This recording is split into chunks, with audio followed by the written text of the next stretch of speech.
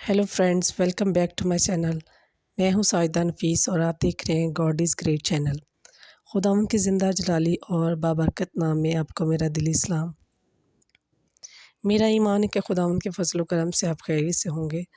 آج کی ویڈیو میں ہم سیکھیں گے نشہ بازی کے حوالے سے بائبل مقدس میں ہمیں کیا درس ملتا ہے، ہمیں نشہ بازی سے کس قدر بچنا چاہیے اور کن باتوں کا اپنی زندگی میں ہمیشہ قائم رکھنا چاہیے تاکہ ہم خداوند کے پسند آ سکیں اور خداوند سے وہ ڈھیر و برکات اور فضائل حاصل کر سکیں جو خداوند نے ہمارے لیے ہمارے واسطے رکھے ہیں کہ اگر ہم خدا کو پسند آتے ہیں تو خدا ہمیں کن برکات سے نوازتا ہے۔ ویڈیو کو اینڈ تک ضرور دیکھنا، اور اگر آپ کو میری ویڈیو اچھی لگے تو ویڈیو کو لائک اور چینل کو سبسکرائب ضرور کیجیے گا تاکہ آپ کو میری ہر نئی آنے والی ویڈیو کا نوٹیفیکیشن سب سے پہلے مل سکے اور آپ اپنے ایمان کو خداوند پر اور زیادہ مضبوط اور پختہ کر سکیں۔ تو چلیے چل کے شروع کرتے ہیں اپنی ویڈیو کو اور سیکھتے ہیں کہ کلام مقدس میں